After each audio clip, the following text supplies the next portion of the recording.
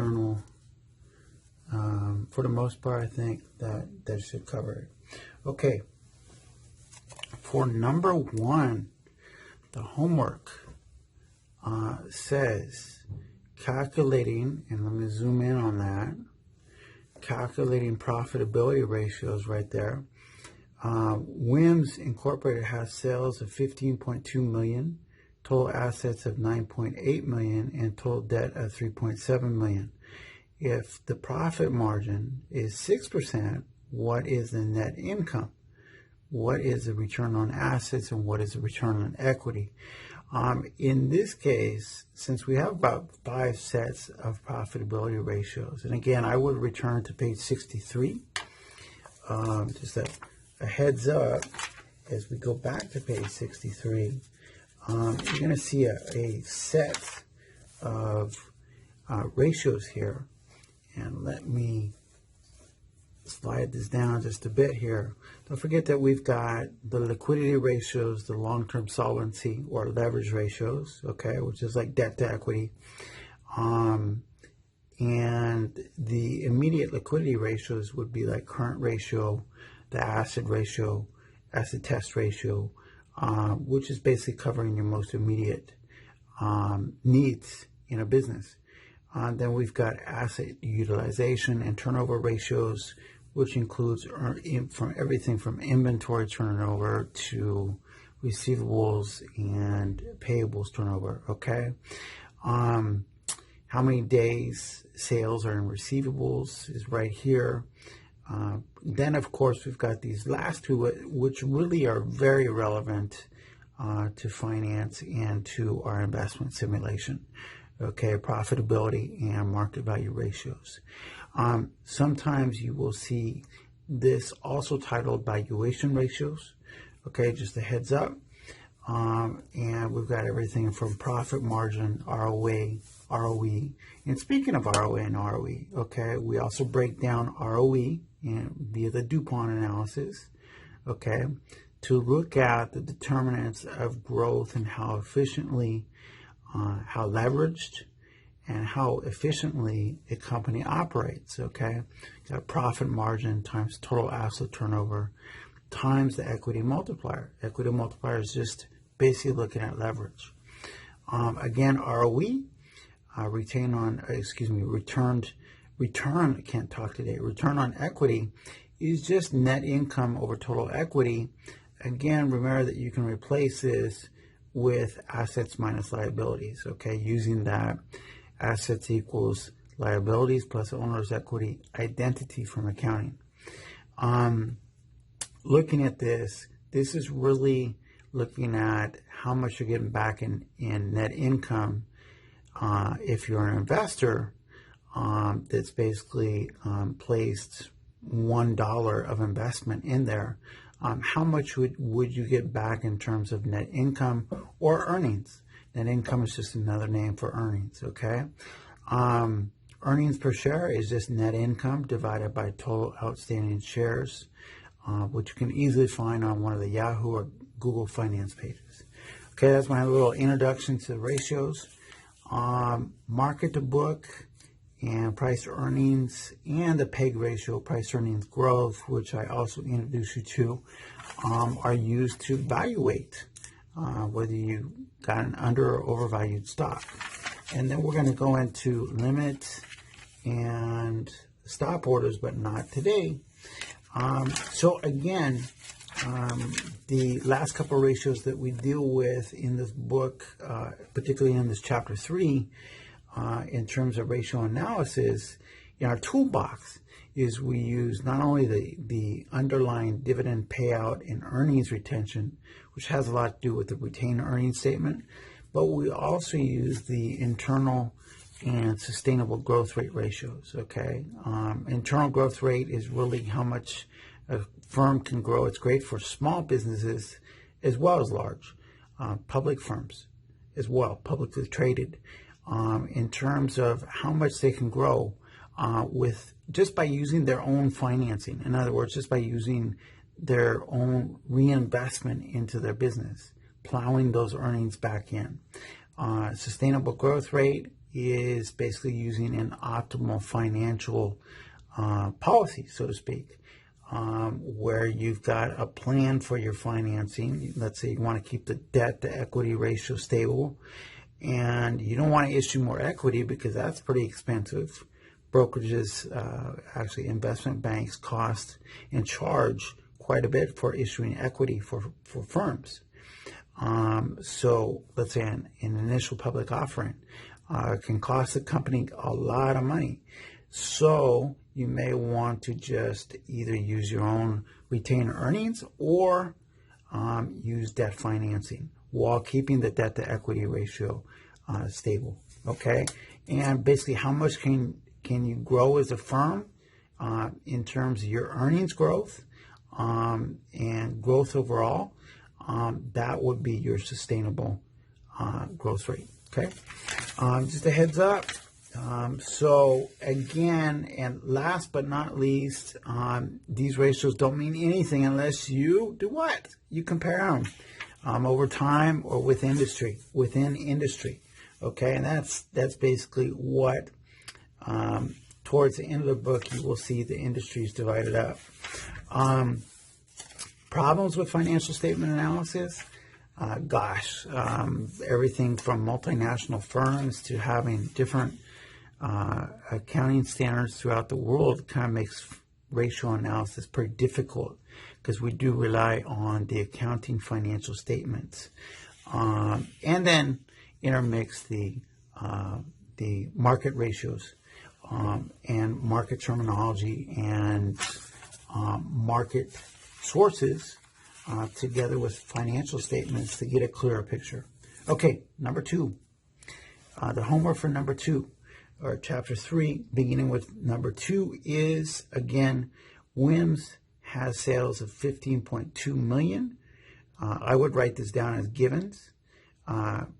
Total assets of 9.8 million and total debt of 3.7 million. Okay, again, it kind of gives us a heads up. Calculating profitability ratios. If the profit margin is already 6%, which is not bad, that means it is making profit. What is the return on asset? Okay, assets. In other words, how efficiently are they using those assets, especially for the investors, from the investor's point of view. Could be the suppliers, could be the creditors as well. And how well are we making a return on the investment in the company? This might be considered what they call retained return on equity, excuse me. So return on equity is a real big one. That's net income over total equity. Return on assets, net income over total assets, okay? And profit margin is just net income over sales. Okay, so with that, I'm going to replace this and pull out the handy dandy homework that I worked. Let me see if I can come back out here just a little bit. Yeah, I think that's a better view here. And you can actually focus in with these videos that I do. So again, here I'm writing down, and let me get my little handy dandy pen, writing down the givens right here. And we're supposed to calculate, in this case, first find out what net income is. Second, find out what return on assets is, that asset utilization, and return on equity, which is basically how efficiently are we running, especially in terms of using the money that's been invested in the company. Okay, this is a real big one, return on equity. And hold on one second. Okay, you guys, so back to number 2. And again, you know, one general statement you can make about return on equity is basically how efficiently they're running the company in terms of asset use, in terms of operational use, kind of an overall usage and efficiency of usage of its assets, and basically using, how do they get those assets? They use the shareholders' funds, okay? So what is the return to the shareholders? That's kind of what the return, so the higher the retained return on equity is, the better off and the more efficient they are at making a return for those shareholders. Okay, that's a very general statement, but it does hold. Okay, so let's look at this. Total assets. In this case, let's begin with sales. Okay, so again, I kind of put that out there. I give you guys copies of my solutions. These are all givens. Total debt or liabilities. All right, profit margin, again, is net income to sales, which equals 0.06. And it asks, what's the net income? Well, we're already given the profit margin, which is 6%. We know how much sales is, right? Which is 15.2 million. So we can turn around and solve for net income. And as you notice, all we do is plug in all we do is plug in right here. We rearrange, all right? So we've got a profit margin of 0.06.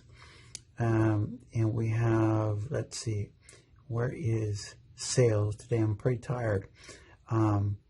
So we've got 0.06. Sales is 15.2 million. Okay, 200,000. Okay, we're scrunching things together. All right. And when we do that, and where did I put it? I put it down here actually. So right here, you've got this equation, and then you just solve. You've got the sales right here, net income right there, and the answer to the profit margin. Okay, 6%. Solve for net income. You end up with $912,000. Okay, with that, then you can turn around and solve for return on assets and return on equity. Do they give us total assets? They do. Do they give us total liabilities? They do. Okay, those are the components that we need to be able to solve either ROA or ROE. Okay, going into B, which I would call part B, ROA is equal to net income over total assets. So again, we already solved for net income, 912,000, divided by the given 9,800,000.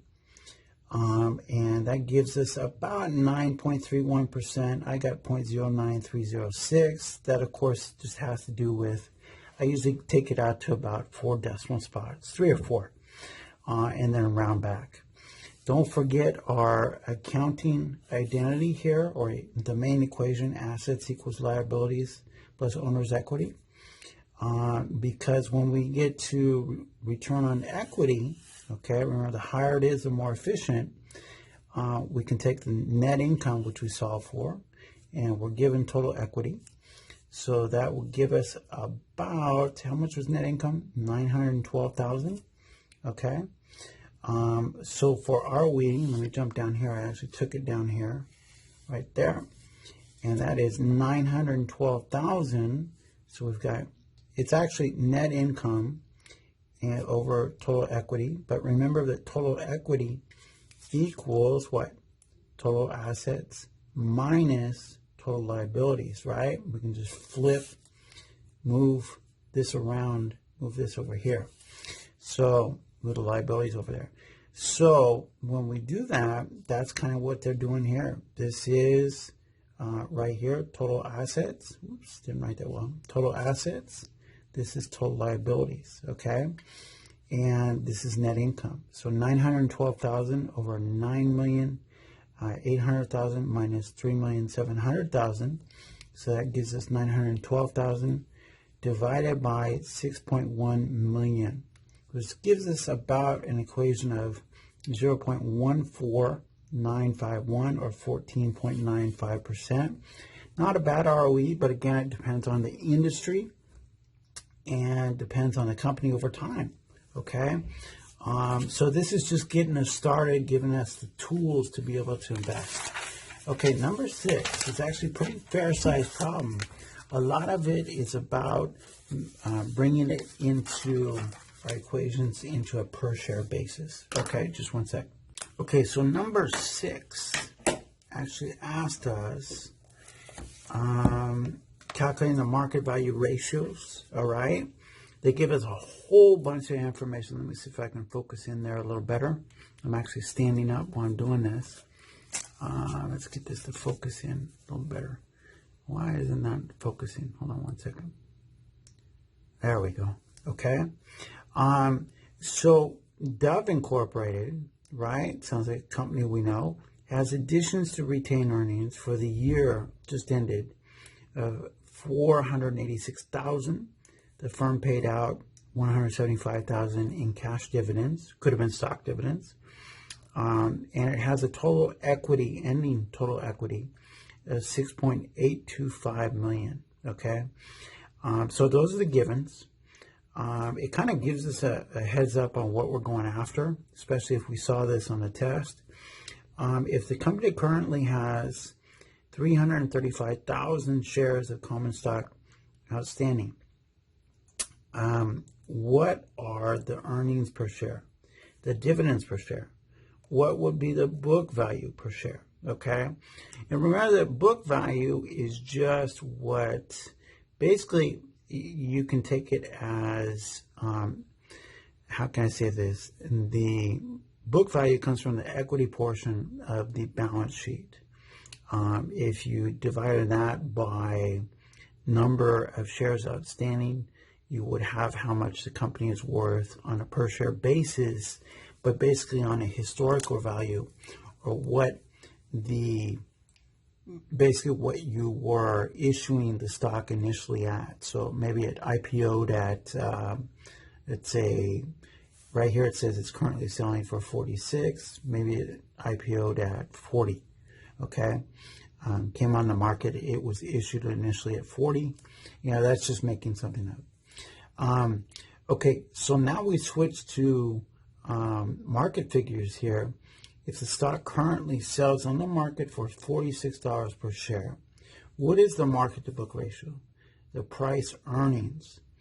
If total sales were 15.4 million, what is the price to sales ratio? Okay, these are very, very important ratios. We use these a lot for valuing stocks, finding out whether a stock or a firm is under or overvalued. Same for price earnings. Okay, and if total sales were 15.4, price to sales ratio, again, you can grab sales if you don't have, let's say, the book value. So it's because this is market to book is very similar to price to book. Okay, price to earnings. Notice that again, this is a valuation, or otherwise known as a market value ratio. Okay. Hold on one second. So again, as I go through number 6, it asks us, and looking at number 6 right here, it's a pretty big problem. Basically, we're going to be given addition to retained earnings, okay, net income. Let me give you a couple of heads up here. Price earnings, market to book are basically figuring out, again, the under or overvaluation of a firm and its share price. Yeah, okay, its stock price. Price earnings, the same thing. How well we're doing, how much an investor is willing to pay for their earnings, and sales, how much an investor is willing to pay for $1 of sales. Those will be like things like the price sales ratio. Okay. So again, we've got to solve for quite a bit. Some of this is related to book value. Some of this is related to market value. Okay. The balance sheet and the stock market, so to speak. Let me see if I can zoom in here. That's okay. That's pretty good. Again, remember that the price per share, or excuse me, price to sales ratio is really just showing you, okay, for $1 of sales, all right, how much is the investor willing to spend? So in this case, we did come out with about 1.0005 or 1. Okay, so that's right even. And in this case, it wouldn't necessarily be an indication of under or overvalued, okay? But if you didn't have earnings or net income figure, sales would be the next one to grab or look for, okay, revenue. So this, again, is working the ratios to find or get closer to the value of a company, which can be very, very useful, especially when you're valuing your own company, okay?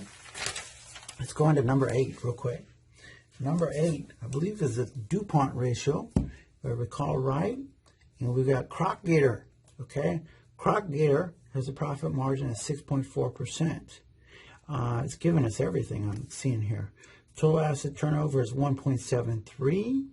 We really don't know if that's an efficient asset utilization unless we compare Croc-Gator to its competitors or its peers, etc. ROE, okay, or return on equity is about 14.3%. It's asking what is the firm's debt to equity ratio. Well, I happen to know that, remember, if you're visual like me, you're going to know that ROE, using a DuPont, breaking it into determining its growth for the company, such as how well they use their assets, how well they operate, is going to give us an equation that looks something like this, okay? So we've got Croc-Gator, profit margin is 6.4%, total asset turnover, okay, 1.73, return on equity is 14.3, okay? Remember that when we do return on equity, that is equal to the 3-part DuPont ratio, which is just profit margin times total asset turnover times equity multiplier. This is basically operational efficiency. This is asset use efficiency. And this would be a leverage component, how well they're using their leverage and how much they are leveraged, okay? A couple of heads up on this one. Remember that sales over total assets is the inverse of what? Of the capital intensity ratio.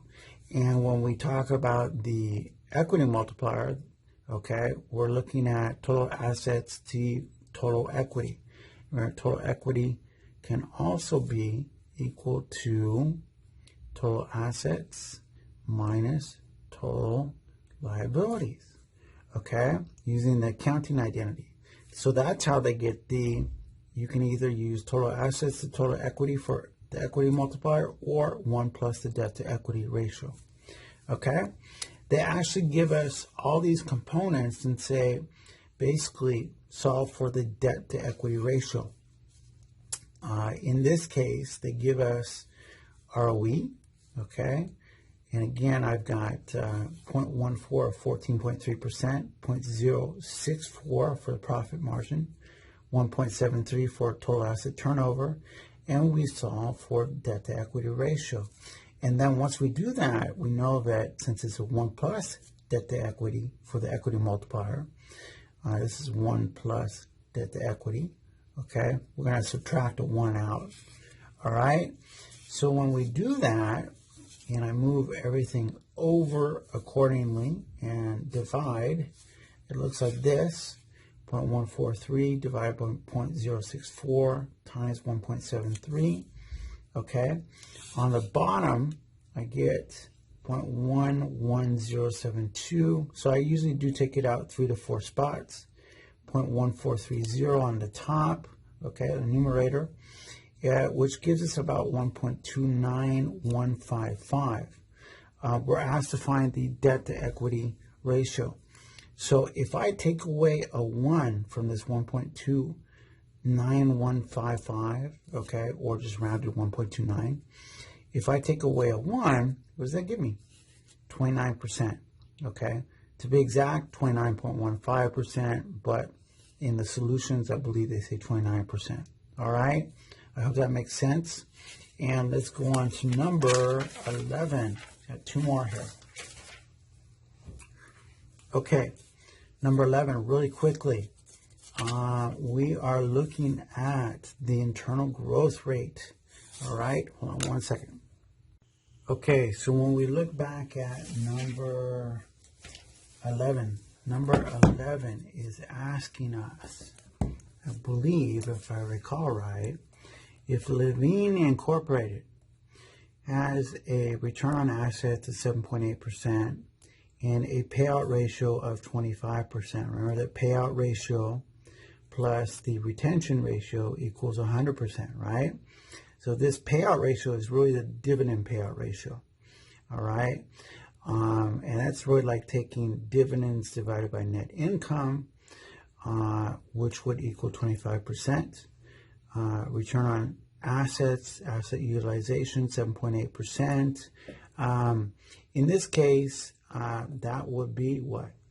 That is net income divided by total assets, okay? And when we do that, just 1 minute. So on this one, we've got, let's see, number 11. If Levine has an ROA, okay, and ROA, again, is net income divided by total assets. It's that use of assets given as profit or earnings. And payout ratio, dividend payout of about 25%. So what I did, it asked, what's its internal growth rate? Internal growth rate, all it is really saying, how much can we increase profit and sales by just using and reinvesting in our firm as the only way we finance our company, not going out and issuing new equity, nor issuing new debt, okay? When we hold certain amounts of equity, certain amounts of bonds, let's say, long-term debt, short-term debt, and let's say preferred stock. They call that capital structure. How we'll use it to finance, etc., and capital structure and capital budgeting.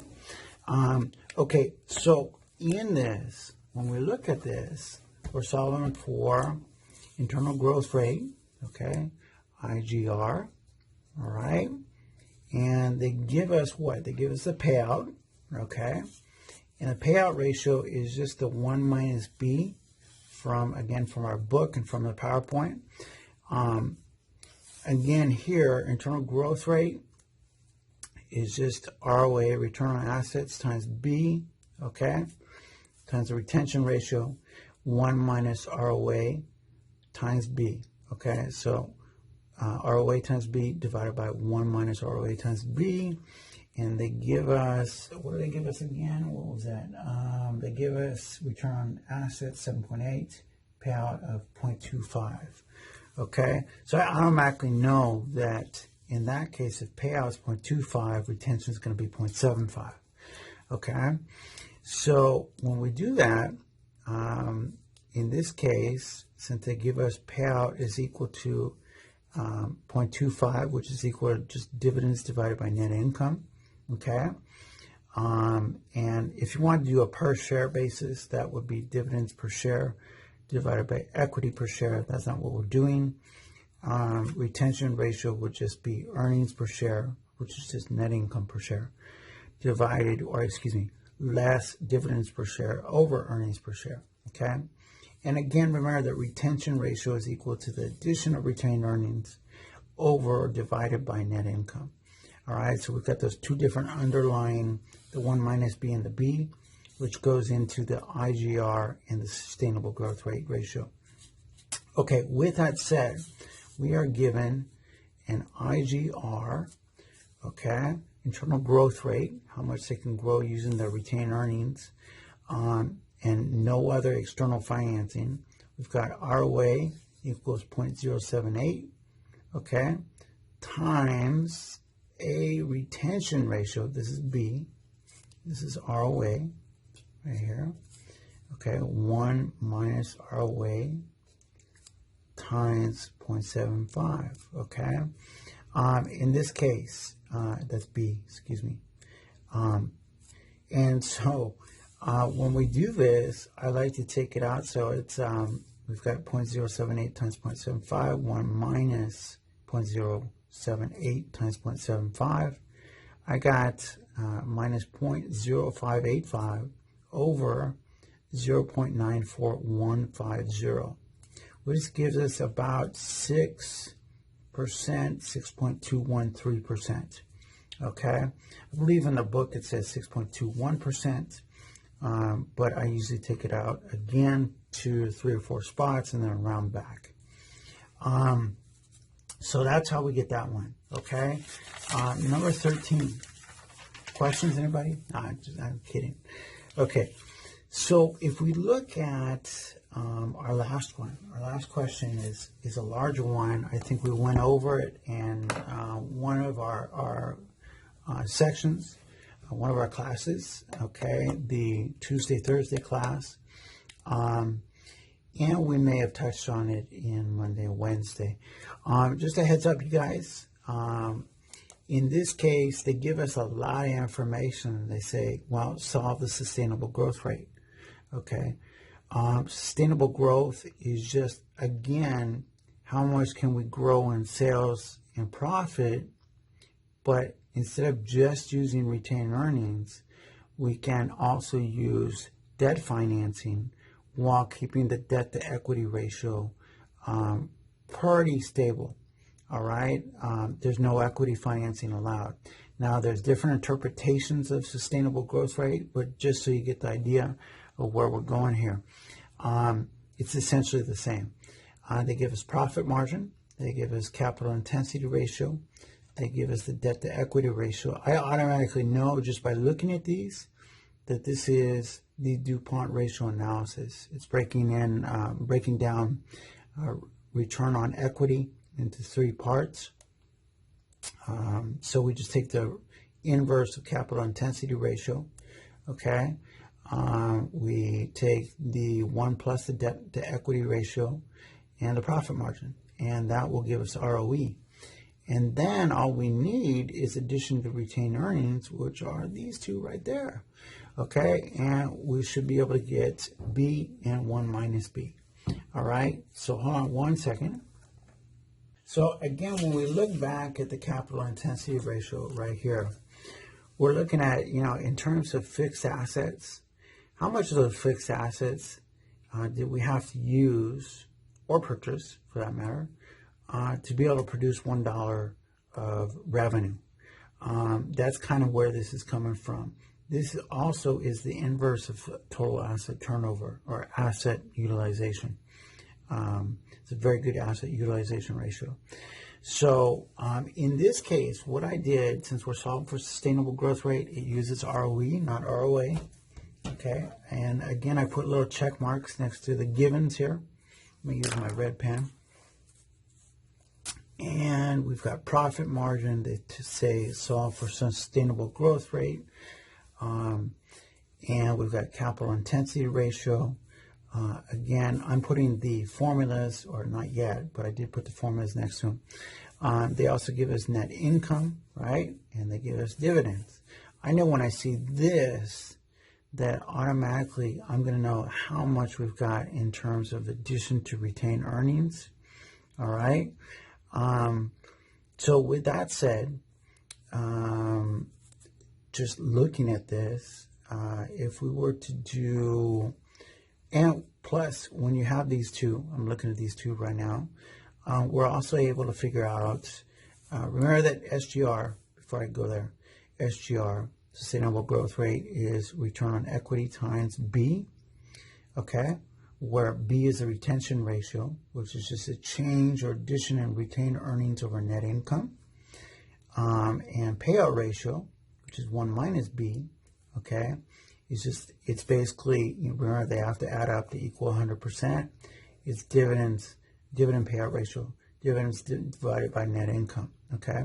We're given net income, we're given dividends. I think we can figure out how much B is, all right?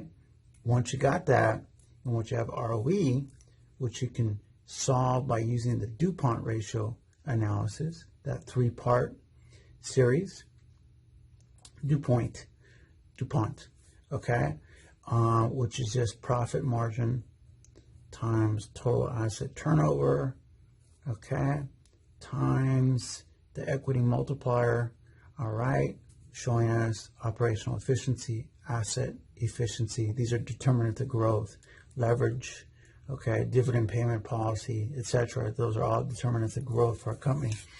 When we look at this, I actually did ROE first, okay, and put in the equations, and we've got profit margin, total asset turnover, equity multiplier. Remember, in this case, we're given the capital intensity ratio. So if I do 1 over the capital intensity ratio, this will give me total asset turnover. And for equity multiplier, which is just total assets over total equity, and again, that total equity right there is just total assets minus total liabilities, okay? So you could put total assets over that, and you would have a different ratio that was 1 plus total liabilities to total equity, or 1 plus debt to equity, okay? So you got two different ways. You got this way or this way to figure out what the equity multiplier is, which is an indication of how much leverage you're using.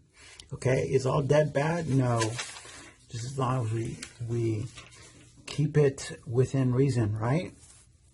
So using the numbers that we're given, we take ROE, and we get about 6.7% for profit margin times 1 over 0.45 or 45%, times the equity multiplier, which is 1 plus 0.35%, right? And I believe they give us, what do they give us in number 13? That is the debt to equity ratio of 0.35. So I know to put in a 1 plus, and then they give us this, okay?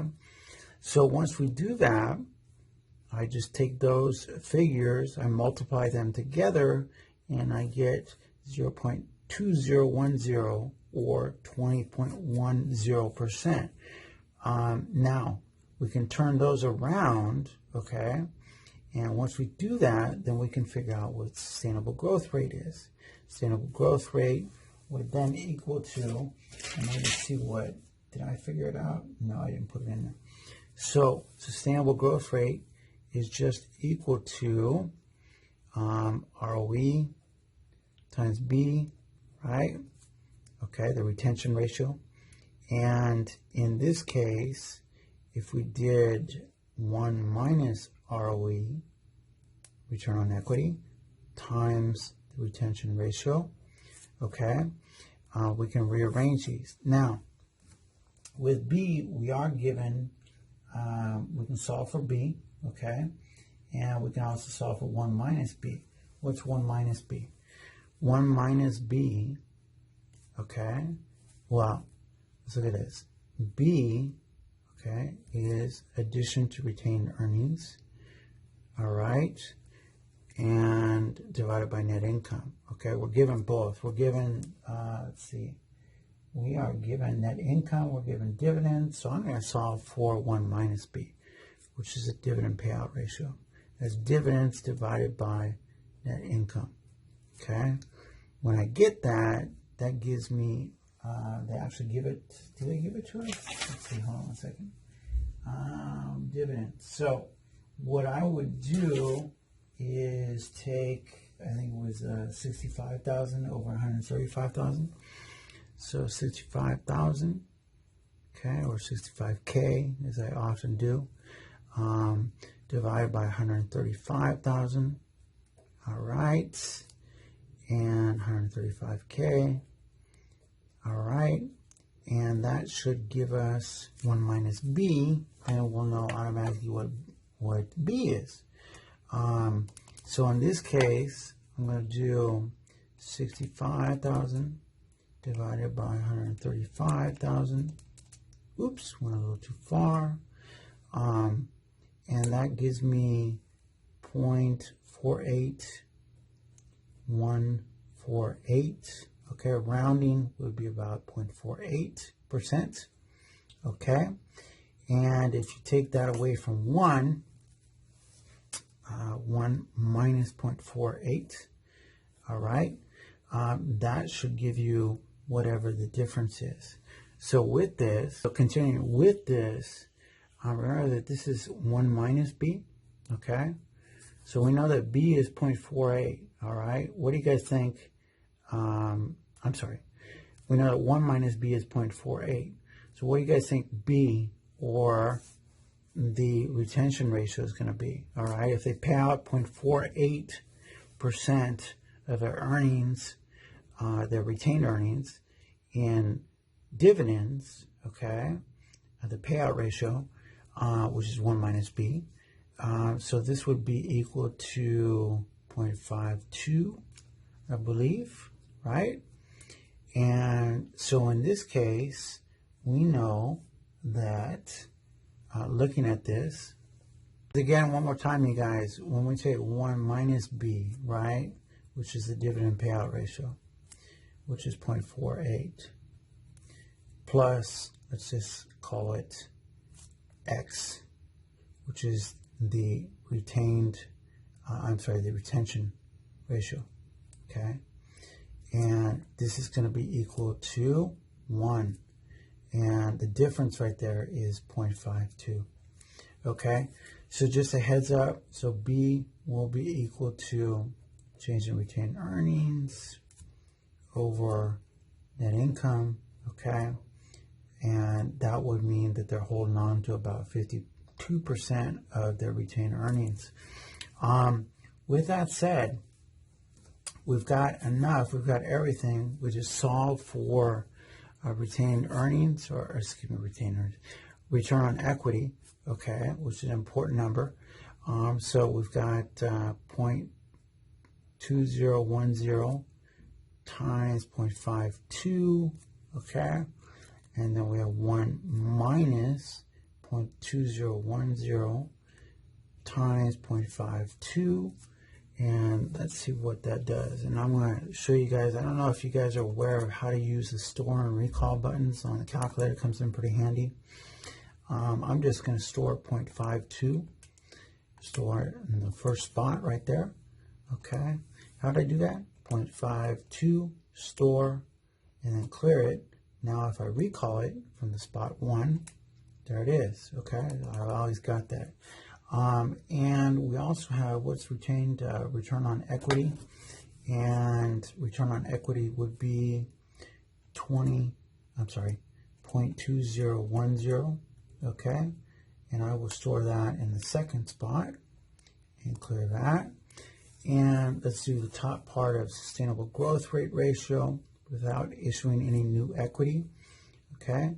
So let's just recall 1 and 2. So we call 2 as 0.2010, okay, times recall 1 times 0.52 equals, that would be SGR equals 0.1045, okay, about 10.45% over, to be a larger number. And that would be, what you can do is, well, don't follow the way I do it necessarily, plus 1 is about 0.89548. Okay, again, see that I take it out at least 4 spots on each one. That's what I'd like to see you guys doing, is seeing your underlying work. That's very important to be able to get partial credit. So again, once you've got that, let me just store that in spot 3, okay?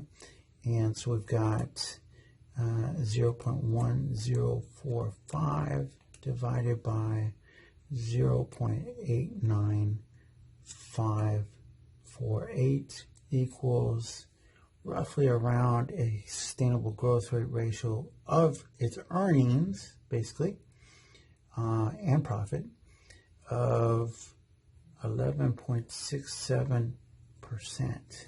Now, is that anywhere close to the answer? We were somewhat close, 11.63. I was a little off, and that is due to how many spots I took it out there. So if I recalculated this, but that's pretty close. At times, you may want to keep it into at least 3 spots, just to keep it down. And I think if we did, let's see, let's do 0.1045 divided by 0.8954 gives me 11.67%. I'm going to stick with that. The book is known to make mistakes, and that is it, ladies and gentlemen, for the homework. All right, thank you very much. And upcoming next will be limit and stop orders, sell and buy, and selling short. All right, thanks. Take care.